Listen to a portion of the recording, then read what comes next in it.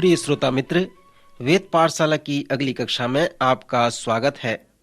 यह कक्षा परमेश्वर के लोगों की सहायता के लिए समर्पित है कि वे परमेश्वर के वचन को समझें और उसे अपने जीवन में लागू करें।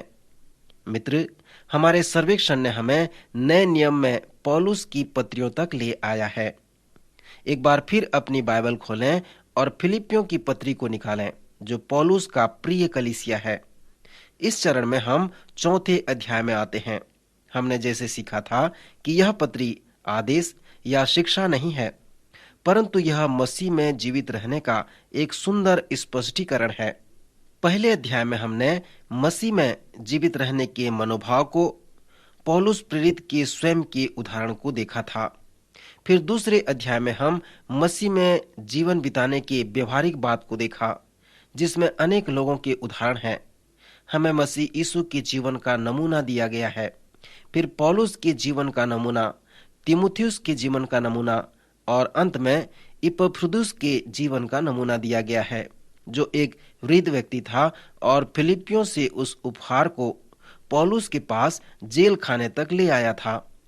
तीसरे अध्याय में पौलुस हमें लिखकर बताता है कि मसीह में जीवित रहने के बाद किस प्रकार वो इनाम को प्राप्त किया जा सकता है, जिसके लिए परमेश्वर ने यीशु मसीह में ऊपर बुलाया है। या प्रभु यीशु मसीह हमसे क्या चाहता है कि हम करें। फिर उसने ये भी बताया है कि कैसे उस इनाम को हम प्राप्त कर सकते हैं। जैसे मैंने चौथे अध्याय का सार प्रस्तुत करता हूं, तो हमें बताया गया है कि पौलुस और भी व्यवहारिक बन गया था। यह चौथा अध्याय मसीह में जीवित रहने का नुस्खा कहलाता है। इसे हम शांति का नुस्खा भी कहते हैं। क्या आपने कभी इस बात पर ध्यान किया कि नए नियम में पौलुस की पत्रियों में और अन्य पत्रियों में शांति का कितना महत्वपूर्ण अर्थ है? क्या आपने कभी ध्यान किया है कि मसीह के अनुयायी किस प्रकार एक दूसरे को अभिवादन किया करते हैं? उन्होंने कहा है, प्रभु यीशु मसीह और हमारे पिता परमेश्वर की ओर से तुम्हें अनुग्रह, शांति और करुणा होती रहे। वे प्रायः एक दूसरे पर आशीष की घोषणा करते हैं। सो मैं अभी उस सुंदर आशीष तक आया हूं जिसे शांति कहते हैं। नए नियम के प्रथम सदी की कलीसिया में विश्वासी गण एक दूसरे को मसीह के शांति की इस प्रकार घोषणा करते थे और एक दूसरे को अभिवादन किया करते थे। इस चौथे अध्याय में पौलुस कुछ व्यवहारिक विषयों को लिखता है कि जब हम मसीह में जीवित होते हैं तो उनका सामना करते हैं। ये सब बातें शांति पे आधारित हैं। अब मैं चौथे अध्याय के कुछ पदों को पढ़ना चाहूंगा। पद 4 के आगे इस प्रकार लिखा है कि प्रभु में सदा आनंदित रहो। मैं फिर कहता हूँ, आनंदित रहो। तुम्हारी कोमलता सब मनुष्यों पर प्रकट हो। प्रभु निकट है। किसी भी बात की चिंता मत करो, परंतु हर एक बात में तुम्हारे निवेदन, प्रार्थना और विनती के द्वारा धन्यवाद के साथ परमेश्वर के सम्मुख उपस्थित किए जाएं। तब परमेश्वर की शांति, जो समझ से बिल्कुल परे है, तुम्हारे हृदय और विचारों को मसीह यीशु में सुरक्षित रखेगी। यहाँ पर शांति के लिए सलाह दिया गया है। यदि आप परमेश्वर के भलाई और महत्व पर विश्वास करते हैं, तो जो जो बातें सत्य हैं, जो जो बातें आदरणीय हैं, जो जो बातें मनभावनी हैं, जो जो बातें उचित हैं और जो जो बातें पवित्र हैं और जो जो बातें सुहावनी हैं, निदान जो जो सद्गुण और प्रशंसा की बातें हैं, उन्हीं पर ध्यान लगाया करो। जो जो बातें तुमने मुझसे सीखी और ग्रहण की और सुनी और मुझ में देखी हैं, उन्हीं का पालन किया करो। तब परमेश्वर, जो शांति का श्रोता है, तुम्हारे पास रहेगा। मैं प्रभु में बहुत आनंदित हूँ कि अब इतने दिनों के बाद तुम्हारा विचार मेरे विषय में बहुत जागृत हुआ है। निश्चय तुम्हें आरंभ में ही इसका विचार था, पर तुम्हें अवसर न मिला। यह नहीं कि मैं अपनी घटी के कारण यह कहता हूँ, क्योंकि मैंने यह सीखा है कि जिस दशा में मैं हूँ उसी दशा में संतोष करूँ। मैं दीन होना भी जानता हूँ और बढ़ना भी जानता हूँ। हर एक बात और सब दशाओं में मैंने तृप्त होना, भूखा रहना और बढ़ना घटना सीखा है। जो मुझे सामर्थ देता है, उससे मैं सब कुछ कर सकता हूँ। मित्र, मैंने आपके सामने जिस भाग को पढ़ा, वो बहुत ही व्यवहारिक अनुच्छेद इस अध्याय का है। अभी भी पौलुस हमें मसीह में जीवित रहने के बारे में बताकर कहता है। यहाँ पर भी उसने मसीह में जीवन बिताने के नुस्खा बताए हैं और उसे शांति का केंद्र कहा है।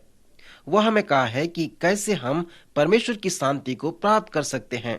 परमेश्वर की शांति अनुकूल है। पुराने नियम में यशाया 26:3 में आप इस कथन को प्राप्त कर सकते हैं, जिसका मन तुझ में धीरज धरे हुए है, उसकी तो पूर्ण शांति के साथ रक्षा करता है, क्योंकि वह तुझ पर भरोसा रखता है। अब यदि आपने इसे सुना है तो आपने ये सुना है कि यशाया ने परमेश्वर की शांति के लिए 2 शर्तें रखा है। यशाया कहता है कि यह परमेश्वर के लिए संभव है कि वह पूर्ण शांति के साथ आपकी रक्षा कर सकता है, परंतु आपको 2 शर्तें मानना पड़ेगा, अर्थात अपने मन को उसमें धीरज धरना है और उस पर भरोसा रखना है। यदि आपका मन परमेश्वर में केंद्रित है, उसमें धीरज धरे हुए है और आप उस पर भरोसा रखते हैं, तो परमेश्वर आपको पूर्ण शांति के साथ रक्षा करेगा। जब हम शांति के विषय में बातें करते हैं तो हम इसमें कुछ अलगाव भी देखते हैं। सर्वप्रथम पवित्र शास्त्र सांसारिक शांति के विषय में बात नहीं करता। हम संसार की शांति के विषय में बहुत विचार करते हैं। आपको मालूम होगा कि जब हम सुसमाचार का सर्वेक्षण कर रहे थे तो वहां पर यीशु ने कभी भी सांसारिक शक्ति के देने के विषय में प्रतिज्ञा नहीं की, परंतु उसने इसके विपरीत प्रतिज्ञा की। मत्ती के सुसमाचार में हमने इसे देखा। यीशु ने कहा कि यह न समझो कि मैं पृथ्वी पर मिलाप करने आया हूं। मैं मिलाप करने को नहीं, पर तलवार चलाने आया हूं। मैं आया हूं कि मनुष्य को उसके पिता से और बेटी को उसकी मां से और बहू को उसकी सास से अलग कर दूं। और 20वीं सदी की कलीसियाई इतिहास में यह बिल्कुल सत्य है। क्रिसमस के समय हम उस क्रिसमस कार्ड के पद को पढ़ते हैं जो लुका 2:14 से लिखा होता है कि आकाश में परमेश्वर की महिमा और पृथ्वी पर उन मनुष्यों में जिनसे वह प्रसन्न है शांति हो। इस पृथ्वी पर मसीह का जन्म होना सांसारिक शांति नहीं है, परंतु लोगों के हृदय व जीवन में जो मसीह की ओर शांति है, जिससे मसीह प्रसन्न है। मसीह के अनुयायी मसीह के साथ सही संबंध रखकर जीवन व्यतीत करते हैं। उनके हृदय में मसीह की शांति होती है। उस ऊपरी कोठरी में जब मसीह के प्रेरित रोमी लोगों से भयभीत थे, तब यीशु उनकी ओर मुड़कर उनसे कहा, मैं तुम्हें अपनी शांति दिए जाता हूँ। अपनी शांति तुम्हें देता हूँ, जैसे संसार देता है मैं तुम्हें नहीं देता। तुम्हारा मन न घबराए और न डरे। हमें निश्चित नहीं है कि सभी प्रेरितों की मृत्यु किस किस प्रकार से हुई। शहीदों की पुस्तक व संस्कृति के लेख से पता चलता है कि पतरस को किस प्रकार क्रूस में उल्टा टांग दिया गया। यद्यपि उसकी मृत्यु इस प्रकार से हुई, फिर भी उसके हृदय में शांति थी, क्योंकि यीशु ने उसे अपनी शांति देने की प्रतिज्ञा की थी। मैं विश्वास करता हूं कि पतरस की मृत्यु उसके हृदय में शांति के साथ हुई, और यह अन्य प्रेरितों के लिए भी बिल्कुल सत्य है। श्रोता, फिलिपियों के 4 अध्याय में पौलुस ने सांसारिक शांति के विषय में नहीं बताया। पवित्र शास्त्र में शांति का अगला संदर्भ है जो परमेश्वर के साथ शांति को प्रस्तुत करता है। जब पौलुस सुसमाचार प्रचार करता है, तब वह परमेश्वर के साथ शांति के विषय को बताता है। पौलुस ने बताया है कि जब क्रूस पर मसीह की मृत्यु हुई तो वही मेल मिलाप है। पौलुस के अनुसार जब यीशु क्रूस पर मरा, तब परमेश्वर मसीह के साथ था और अपने साथ संसार का मेल मिलाप कर लिया। उसने लोगों के पापों के विरोध में उन्हें दंड नहीं दिया, परंतु उसने हमें मेल मिलाप की सेवा व संदेश सौंप दिया है। इसलिए हम बाहर जाकर लोगों से कहते हैं कि परमेश्वर के साथ अपने शांति में प्रवेश करो, क्योंकि यीशु क्रूस पर मर गया और परमेश्वर आपके साथ मेल मिलाप कर लिया है। इसलिए तुम भी परमेश्वर के साथ मेल मिलाप कर लो। दूसरे शब्दों में कहें, परमेश्वर के साथ अपनी शांति को स्वीकार कर लो। पौलुस रोमियो की पत्री के 5वें अध्याय के पहले पद में लिखता है, सो जब हम विश्वास से धर्मी ठहरे तो अपने प्रभु यीशु मसीह के द्वारा परमेश्वर के साथ मेल रखें। यहाँ फिलिपियों के 4 अध्याय में पौलुस सांसारिक शांति और परमेश्वर के साथ शांति के विषय में नहीं बता रहा है, परंतु वह हमें उस शुभ संदेश को सुना रहा है कि परमेश्वर की शांति जो समझ से परे है, सत्य व सुंदर है। वह तुम्हारे हृदय व विचारों को मसीह यीशु में सुरक्षित रखेगी। यह ऐसी शांति है जो परमेश्वर की ओर से निरंतर मिलती रहती है, पर तब मिलती है जब हम उसके शर्त को पूरा करते हैं। इस छोटे अध्याय में पौलुस ने हमें परमेश्वर की शांति के लिए यशाया की तरह 2 शर्तें नहीं दिए हैं, पर मैं विश्वास करता हूं कि उसने चौथे अध्याय में परमेश्वर की शांति का 12 शर्त दिया है, जिसे पौलुस ने हमें बताया है। यदि आप उन 12 शर्तों को नहीं मानते, उसके अनुसार नहीं चलते, तो आप परमेश्वर की शांति को नहीं प्राप्त कर सकते। उसका पहला शर्त है, किसी भी बात की चिंता न करो। आप कह सकते हैं कि इसे करना बहुत सरल है, क्योंकि मेरे पास अनेक समस्याएं हैं और मुझे उसके लिए चिंता करने की आवश्यकता नहीं है। जब पौलुस जेल में था, तब उसने इस पत्री को इन शब्दों को लिखा। रोमी जेल खाने में कैदियों को सांकलों से ऐसे बांध देते थे कि वे सो नहीं सकते थे, लेट नहीं सकते थे, उन्हें खड़े रहना पड़ता था। और ऐसी परिस्थिति में पौलुस लिखता है कि चिंता न करो। सो वह स्वयं चिंतित नहीं था, चिंता नहीं किया करता था। मित्र, पौलुस के लिए बंदीगृह में बंद नहीं किया गया था कि वह एक हत्यारा था। उसको इसलिए बंदीगृह में नहीं डाला गया था कि वह एक डाकू था। वह ऐसी बात नहीं था, परंतु उसने मसीह के सुसमाचार को प्रचार किया था, इसलिए उसे बंदीगृह में डाल दिया गया था। उसने हमें लिखा है कि 5 बार मैं यहूदियों के हाथ से 39 कोड़े खाए, 3 बार मैंने बेतें खाई, मुझे पथरवा किया गया। जिस जहाज में मैं बैठा था वह 3 बार टूट गया। 1 रात और 1 दिन मैंने समुद्र में समय बिताया। वह कठिन जीवन व्यतीत किया, और ऐसे कठिन समस्या के बाद भी वह प्रथम शर्त में कहता है कि किसी बात की चिंता न करो। दूसरे शर्त में वो कहता है, सब बातों के लिए प्रार्थना करो। पौलुस यहाँ पर हमें बताता है कि हम हर एक बात के लिए परमेश्वर से प्रार्थना करें। हम चिंता न करें, लेकिन प्रार्थना करें। यदि आप परमेश्वर की शांति की खोज में हैं, तो आपके पास चुनाव है। आप चिंता कर सकते हैं या प्रार्थना कर सकते हैं। परमेश्वर की शांति को जानने व प्राप्त करने के लिए पौलुस का जो प्रथम शर्त है, वो इस प्रकार है कि किसी भी बात की चिंता न करो। और इसके विषय में मैंने आपको पिछले अध्ययन में बताया था कि चिंता उत्पादनकारी नहीं वरन विनाशकारी है। इसलिए पौलुस ने दूसरी शर्त को बताया कि हर बात के लिए प्रार्थना करो, क्योंकि प्रार्थना उत्पादनकारी है। कभी कभी प्रार्थना आपको कठिन परिस्थिति से छुटकारा प्रदान करेगा और कभी कभी नहीं करेगा, क्योंकि पौलुस के शरीर में अनेक पीड़ा व संकट आए, जो एक बड़ा उदाहरण है। पौलुस बंदीगृह से छुटकारा पाया, तभी इन शब्दों को उसने लिखा है। उसने फिलिपियों से विनती की कि वे उसके लिए प्रार्थना करें, सो उनके प्रार्थनाओं के द्वारा उन्हें चंगाई मिली। जब पौलुस के शरीर में पीड़ा थी, तब उसने प्रार्थना की और उसे उत्तर मिला कि परमेश्वर उसे इस परिस्थिति से नहीं छुड़ाएगा, परंतु इस स्थिति में जीवन बिताने के लिए परमेश्वर उसे अनुग्रह देगा। सुमित्र, यदि आपको आपके प्रार्थना द्वारा कठिन परिस्थिति से छुटकारा मिले या न मिले, या उस पर विश्वास करें या न करें, या उस परिस्थिति में जीवन बिताने के लिए अनुग्रह मिले, आप प्रार्थना करना न छोड़ें, क्योंकि पौलुस कहता है कि प्रार्थना करना उत्पादनकारी है, विनाशकारी नहीं। हमेशा प्रार्थना करें, क्योंकि प्रार्थना करना वो दूसरा शर्त है जिससे हम अपने जीवन में परमेश्वर की शांति को बनाए रख सकते हैं। सो पौलुस का प्रथम शर्त है कि किसी भी बात की चिंता न करो, और दूसरा शर्त है कि हर बात के लिए प्रार्थना किया करो।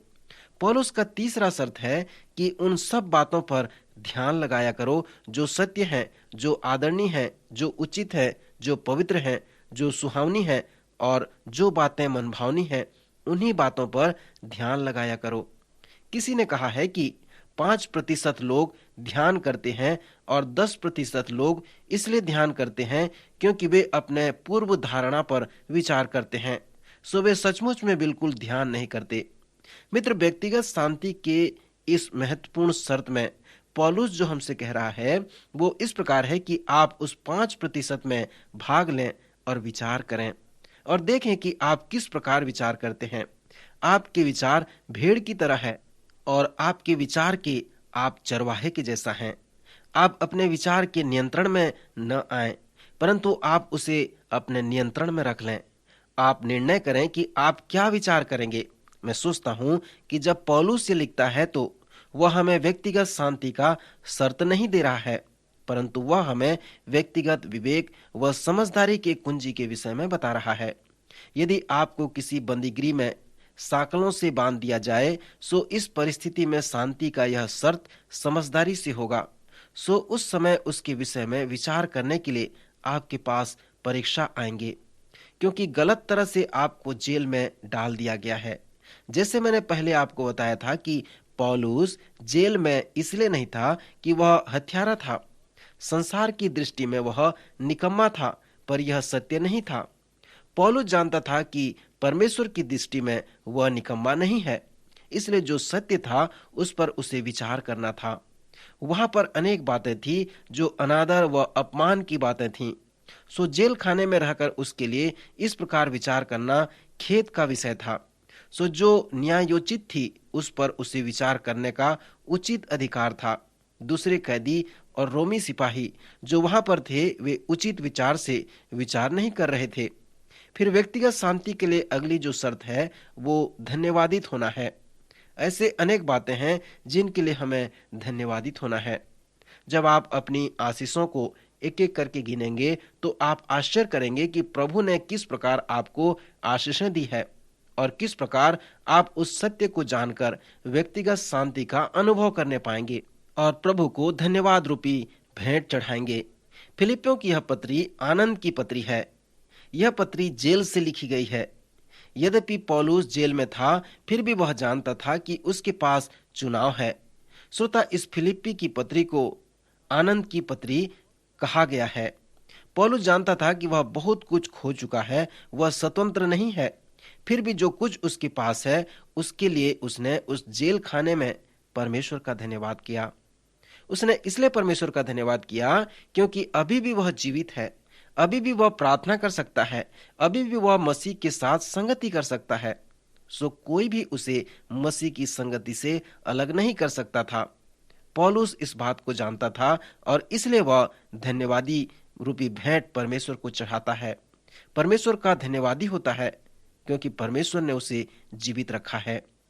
आत्मिक शांति को बनाए रखने के लिए ये धन्यवाद की भेंट आवश्यक है। फिर पौलुस कहता है कि नम्रता या कोमलता का स्वभाव तुम में बना हो। यहाँ शांति के साथ कोमलता का क्या तात्पर्य है? अनेक वर्ष पहले मैंने एक सफल व्यवसायिक व्यक्ति को अपने पुत्र से यह कहते हुए सुना जब वे कह रहे थे विदाई या अलविदा।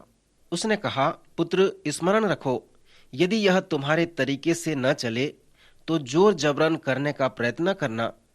सो स्पष्ट है कि यह उसके पिता के जीवन का दार्शनिक बात थी। यदि जेल में पौलुस के साथ ऐसा होता तब क्या होता? क्योंकि उस समय वह दो रोमी सिपाहियों के मध्य सांकलों से बंधा हुआ था। क्या वह अपने सांकलों को खड़खड़ाता? ऐसे करने से पौलुस को अपने जीवन में किस प्रकार की शांति मिलती? यह कोमलता उस प्रकार की कोमलता है जो स्वीकार करने योग्य है। स्वीकृति हमारे पास शांति को लेकर आता है। पौलुस जब कहता है कि तुम्हारी कोमलता सब मनुष्यों पर प्रकट हो, तो उसका तात्पर्य यह है कि परमेश्वर की इच्छा में अपने परिस्थिति को स्वीकार कर लो, क्योंकि स्वीकृति से ही शांति आती है। सो जब पौलुस कोमलता शब्द का उपयोग करता है तो इस संदर्भ में वो कहता है कि परमेश्वर की इच्छा को ग्रहण कर लो और अपने संपूर्ण जीवन को परमेश्वर के नियंत्रण में दे दो। पौलुस हमें सहनशीलता होने के विषय में भी बताता है। सहनशीलता विश्वास के साथ प्रतीक्षा करना है। जब भी हम परमेश्वर के साथ चलते हैं, हमें प्रभु में प्रतीक्षा करनी है। जब हम इस प्रकार करते हैं, हम वर्णन करते हैं कि यद्यपि हम जल्दबाद करते हैं, हड़बड़ी करते हैं, परंतु परमेश्वर ऐसा नहीं करता। इसलिए प्रभु से हमारे लिए जो शब्द है कि हम सहनशील हों, सो सहनशीलता व्यक्तिगत शांति को बनाए रखने का एक शर्त है। फिर पौलुस कहता है कि ऊपर की ओर दृष्टि करो। शांति के लिए उसके अगले 4 शर्तों में पौलुस मसीह यीशु के साथ अपने संबंध को बताते हुए कहता है, प्रभु की निकटता में रहना न भूलो। जब पौलुस तिमोथी को अंतिम शब्द लिखता है तो उसे पढ़कर मैं आश्चर्य करने लगता हूँ। उसने लिखा है, कोई मेरे साथ खड़ा नहीं रहा, परंतु सब ने मुझे त्याग दिया, परंतु प्रभु मेरे साथ खड़ा रहा और मुझे बल व सामर्थ देता रहा। सो पौलुस कभी अकेला नहीं रहा। जिस प्रकार सभी प्रेरितों ने यीशु को छोड़ दिया, उसी प्रकार पौलुस कहता है, यद्यपि किसी ने मेरा साथ नहीं दिया, परंतु सब ने मुझे छोड़ दिया, फिर भी प्रभु मेरा सहायक रहा और मुझे सामर्थ दी ताकि मेरे द्वारा पूरा पूरा प्रचार हो सके।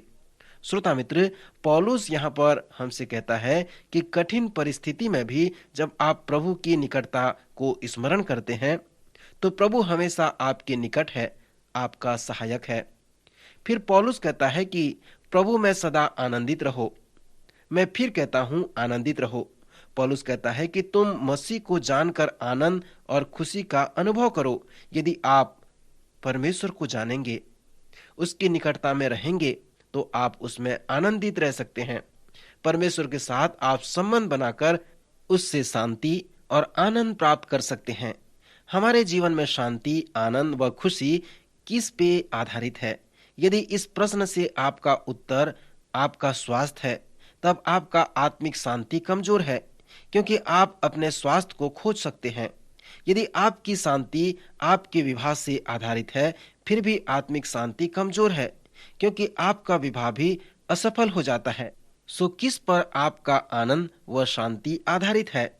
पौलुस कहता है कि मसीह के साथ संबंध बनाकर हम आनंद का अनुभव कर सकते हैं और ऐसा करके हम अपने शांति को कभी नहीं खो सकते हैं। फिर अगले शर्त में पौलुस कहता है कि परमेश्वर के स्वीकृति या समर्थन को महत्व दो। यह बहुत महत्वपूर्ण है। क्या आप परमेश्वर की स्वीकृति पसंद करेंगे या फिर मनुष्यों की स्वीकृति को पसंद करेंगे? यीशु ने प्रश्न पूछा, कैसे आप विश्वास करते हैं कि जो एक दूसरे से आदर प्राप्त करते हैं और जो आदर परमेश्वर की ओर से आता है, उसे वे नहीं ढूंढते हैं? पौलुस कहता है कि व्यक्तिगत शांति के लिए यही शर्त है कि मनुष्य की स्वीकृति को नहीं, वरन परमेश्वर की स्वीकृति को महत्व दो। क्योंकि यदि आप मनुष्य की स्वीकृति में अपने शांति को बनाए रहना चाहेंगे, तो आपका आत्मिक शांति कमजोर होगा।